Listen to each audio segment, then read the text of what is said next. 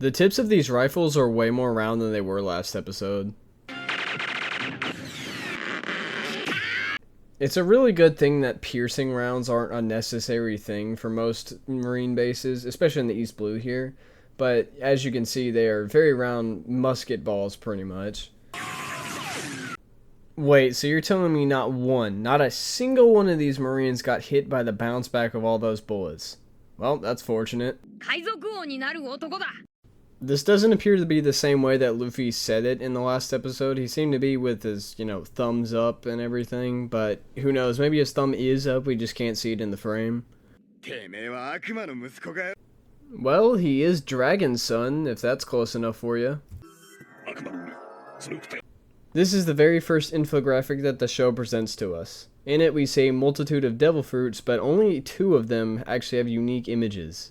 These 2 are what we currently know in the show, which is the Gomu Gomu no Mi, the devil fruit that Luffy ate to become a rubber man, and then the Bara Baro no Mi, the Chop Chop fruit that actually foreshadows Buggy a little bit more before we actually get a closer look at him in the upcoming episodes. I find it interesting that they snuck in that little detail of his devil fruit before we even see his actual character, which is super cool to me.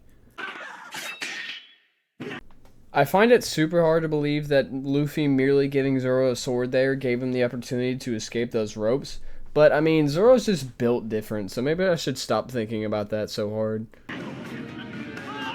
However, one thing I have absolutely no problem thinking about way too hard is why this blade is so huge. It looks like it's either right up against the camera or it's huge compared to Zoro's handle. These guys look like they'd much rather fight Morgan at this point than Luffy. I mean, except for this dude. This dude just looks out of it. Luffy's power growth at the beginning is quite crazy, because right now he might not be able to break that axe, but in not too long, like by the time they get to the Grand Line, he will be able to punch through that axe with ease.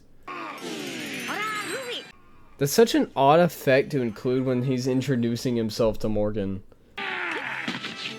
Quick little side note, I hate that his stupid axe thing has a flesh handle. That is so disgusting.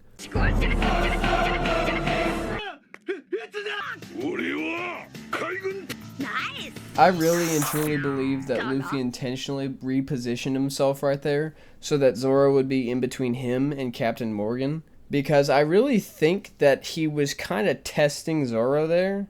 You know what I mean? Because if that had hit him, he would have been cooked. Maybe he would have dodged it or something. I don't know what his plan was. But he was relying on Zoro right there. He was testing if he would actually be a good ride or die, and Zoro proved himself. Also, Morgan was in the middle of swinging his axe at Luffy, and I can't help but feel that the momentum of his axe should have still hit Luffy. But hey, I'm not gonna argue, I guess. Luffy, are you alright? What happened to you, man? This is Morgan's office from the last episode, and might I add, he is in fact not great, by the way. This guy sucks. Wow, that safe might as well be out in the open. It must have a really strong lock. Oh, it's not locked at all. Huh. Well, that explains the lack of security involving that safe, but it makes me wonder how Buggy managed to get in here and out with the Grand Line chart and replace it with this. I'm sure he had someone else do it, but I still wonder what exactly happened. And it took me overanalyzing the entire series to notice this dog peeing on the boat. Ah yes, Kobe, the lord of infodumps and show exposition, shares his knowledge with us mere mortals once more. Seriously, how does he know all this stuff? Also, this doesn't even look like Roger. This looks like evil George Washington. You know, at first I was going to complain that Kobe's talking about making his childhood dream come true while he's still a child, but you know what, to be honest, that's kind of a mood, you know what I mean? Making your childhood dream come true, starting from the time you're a child. I mean, that's the best way to do it if we're being real.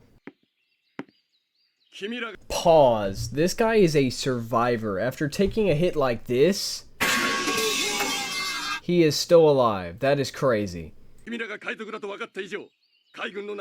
This guy is absolutely eating this drama up. Luffy bears a lot of resemblance to Shanks in these cuts right here. Also, Zoro looks so angry. Some might even call her a cragged old hag. Bro's punching airwaves knocked a plate down. That's how hard Kobe just got demolished. Okay, I officially take back what I said about Luffy using Helmeppo as a human shield being the smartest thing he'll do for another 100 episodes. Because between him using Zoro strategically and him doing that whole thing, yeah, that was pretty smart. Also, I really hate the fact that they end up nerfing Luffy's just, intelligence as the show goes on. It really does make me sad. At first, I thought there was an inconsistency between the boats not being in this shot and the boats now being here on the dock, but to be fair, I think they're just out of view because they're probably on the left side, or rather the right side of this wooden dock here. I'm a huge fan of this moment because it shows that the Navy isn't inherently evil after just showing us that Morgan, the former leader of this particular branch, really sucked. It shows that each individual person isn't necessarily bad, it's just usually the leadership that ends up making the Navy just bad.